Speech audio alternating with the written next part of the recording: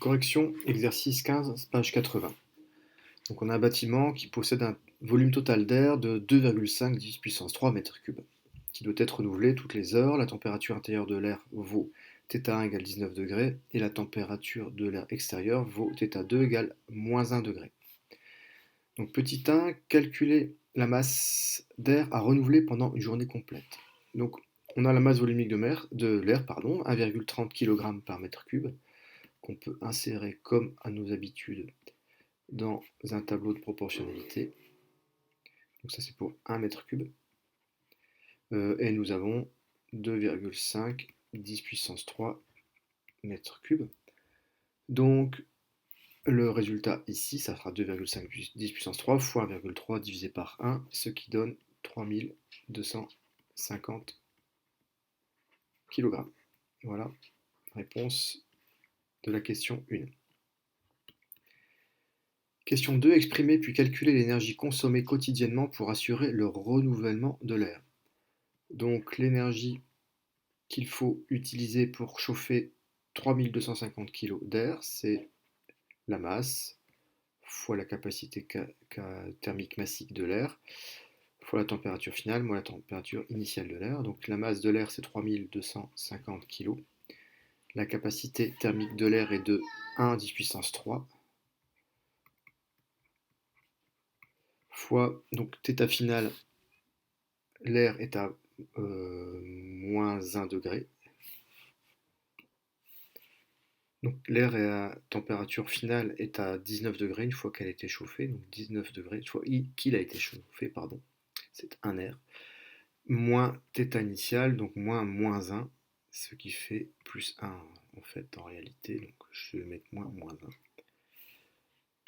1. Donc on obtient ici 6,5 10 puissance 7 joules. Alors il ne faut pas oublier ici que c'est pour une heure, hein, c'est toutes les heures qu'il y a ça, donc ça c'est pour une heure. Ici, on nous demande de l'énergie consommée pour une journée.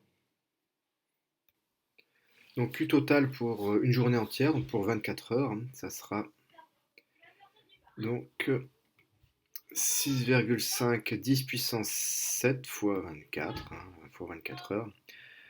Donc ça donne 1,56 10 puissance 9 joules.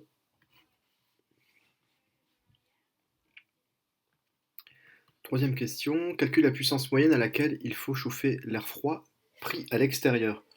Donc on a une relation qu'on connaît bien, hein, qui est l'énergie, c'est toujours égal à la puissance fois le temps. Ici on a une énergie en joules, on a un temps, puisque tout ça c'est en 24 heures, et on veut une puissance. Donc il suffit d'écrire donc l'équation sous cette forme-là, P égale E sur T. Donc l'énergie, hein, c'est Q total, hein, ici, donc c'est 1,56 10 puissance 9 joules, sur le temps. Donc le temps, oui, le temps c'est 24 heures, certes, mais ne pas oublier qu'il faut, dans cette relation ici, si on a des joules au-dessus, il faut mettre des secondes en dessous. Donc 24 heures, dans 24 heures, il y a 24 fois 3600 secondes. Ce qui donne à la fin 18 kW. 18 000 watts. 18 kW.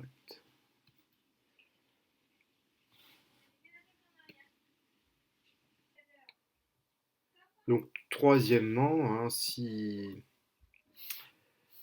on était en Kelvin ici, serait-il différent si les températures étaient converties en Kelvin? Eh bien non, car une différence de Kelvin est égale à une différence de Celsius. Donc on peut très bien exprimer ces θ en Kelvin ou en Celsius, ça ne change pas.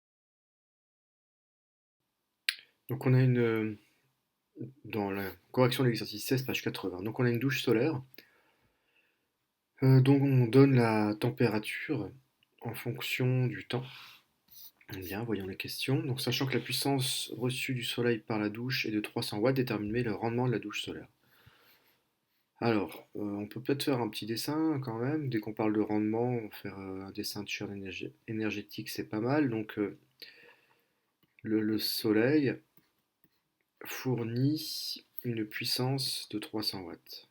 Puissance égale 300 watts à la douche solaire. Donc déterminer le rendement, donc on a plein de choses ici. Donc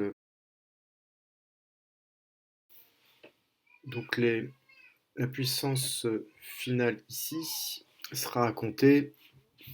Alors j'imagine qu'on attend 4 heures, enfin on pourrait faire le calcul du rendement un peu n'importe quand, mais faisons-le au bout de 4 heures. Donc l'énergie reçue par l'eau au bout de 4 heures, donc mc delta θ, donc la masse d'eau, on voit ici qu'on a 20 kg d'eau, puisqu'il y a 20 litres d'eau, hein, donc la masse d'eau c'est 20 kg.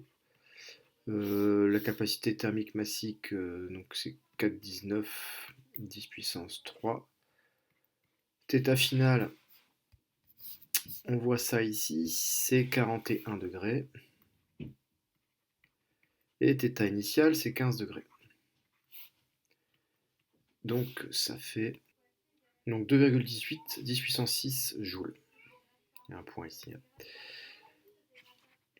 Ce qui correspond à une puissance, voire la formule de l'exercice précédent, la puissance c'est l'énergie sur le temps. Donc l'énergie de 18 10 puissance 6, le temps, eh bien on a 4 heures, fois 3600 pour convertir en secondes, ce qui donne 151 watts. Donc en sortie, donc la puissance reçue par l'eau ici, c'est 151 watts. Ça c'est ce qui est reçu par l'eau. Donc le rendement, ici, c'est P2 sur P1, hein, ce qui sort sur ce qui rentre. Donc P2 sur P1 est égal donc à 151 sur 300. Bon, là, en gros, on peut sortir la calculatrice, hein, allons-y, mais ça fait en gros 50%. Voilà, j'allais dire 50%, 50,4, allez, mettons 50%. Donc, correction exercice 17, page 81. Donc on a un système complexe ici, hein, de puits canadiens et d'échangeurs de VMC à échange de flux ici. VMC double flux, voilà, je cherchais mes mots. Donc on doit faire déjà un bilan énergétique de ce qui se passe ici. Donc on passe de moins 5 à 4, puis il y a une première énergie, un premier échange dans le puits canadien, etc., etc. Donc dans le puits canadien, qu'est-ce qu'on va avoir ici?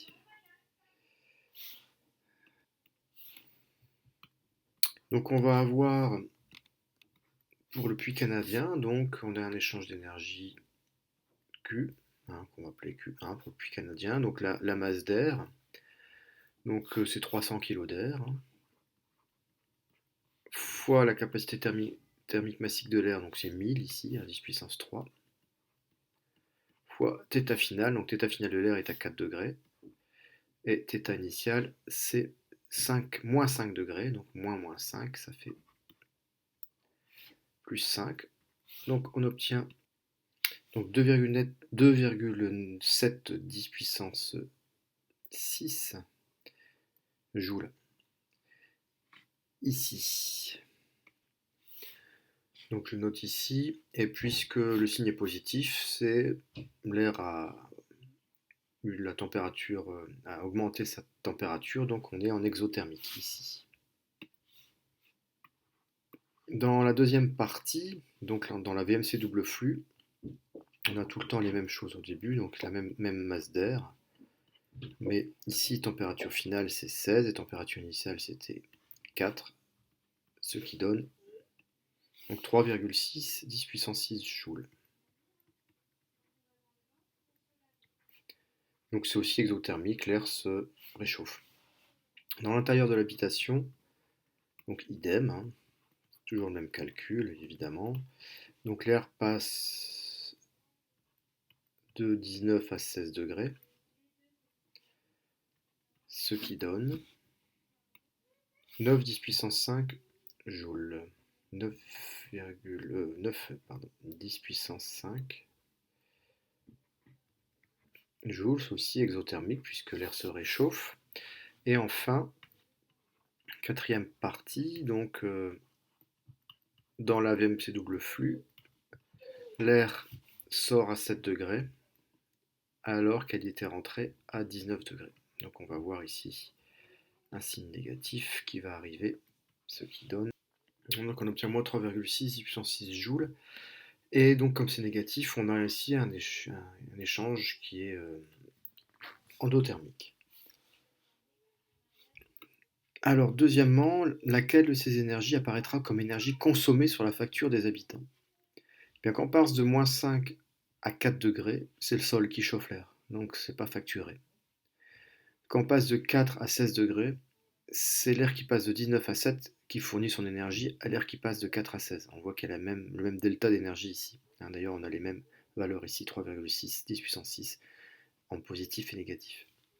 Donc là, pareil, ça n'est pas, comment dire, facturé aux habitants. Et par contre, l'air rentre à 16 degrés dans la maison, et la maison étant à 19 degrés, donc pour passer de 16 à 19, donc c'est cette air ici de 19 à 16 degrés, donc c'est Q3 qui sera facturé. Q3 sera facturé. On voit l'avantage ici de la VMC double flux. Donc effectuer un schéma. Donc on va effectuer un schéma de ce qui se passerait s'il n'y avait pas de VMC. Donc s'il n'y avait pas de système de puits canadien et d'échangeur double flux, bah, c'est pas compliqué, l'air rentrerait ici à moins 5 degrés. Et après les radiateurs devraient augmenter cette température-là jusqu'à 19 degrés.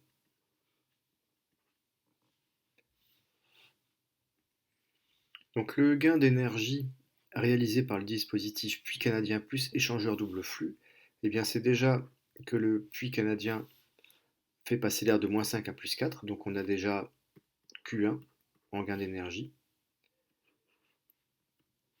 Et ensuite, l'échangeur fait passer de 4 à 16 degrés, donc on a Q2 comme gain d'énergie. Donc le gain d'énergie, ça sera Q1 plus Q2, ce qui donne. Alors ici, il était demandé, en réalité, de travailler sur une période de 20 jours de froid. Alors que ici, on a finalement calculé les énergies pour 1 heure. Donc si on veut mesurer le gain d'énergie pour 20 jours, bah, il faut multiplier donc cette grandeur-là par le nombre d'heures qu'il y a dans 20 jours. Donc ce qui donnera,